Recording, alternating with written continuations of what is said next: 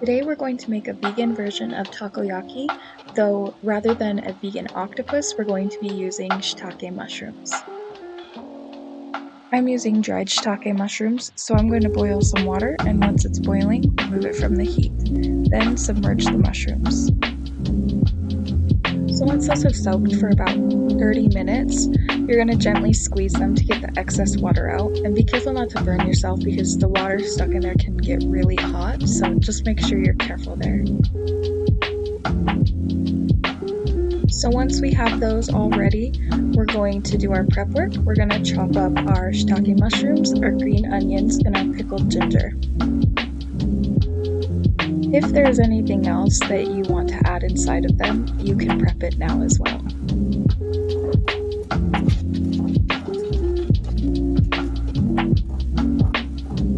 When I'm ready to make the batter, I like to first get my pan ready and get it going on heat because it should be nice and hot when we start pouring the batter in. To grease the takoyaki pan, pour some oil into one of the center spots and use a basting brush or paper towel to spread the oil into each spot and all over the top of the pan. Everything is going to overflow, and this will help prevent it from sticking.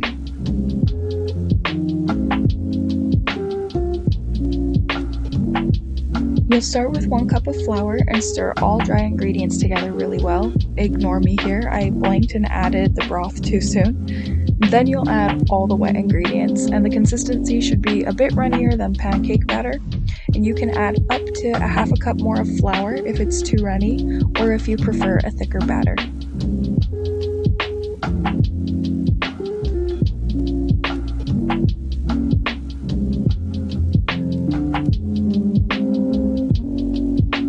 Then you're just going to pour your batter into each cup and fill it completely, let it overflow.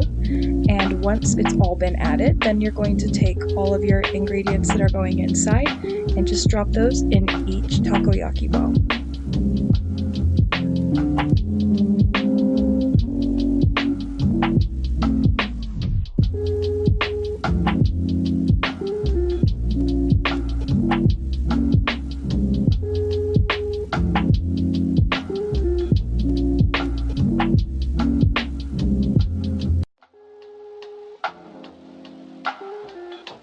As the bottom starts to cook and it's no longer sticking, use your skewer to first separate the batter in between each ball, and then you're going to grab just underneath and flip it over.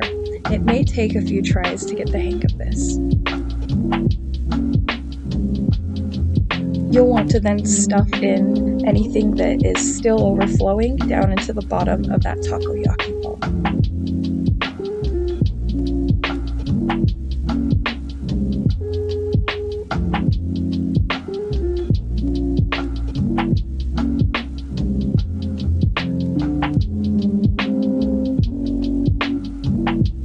And from here, it's very simple. You're just going to, every few minutes, take that skewer and flip the ball a little to the side to let each part of the ball cook properly.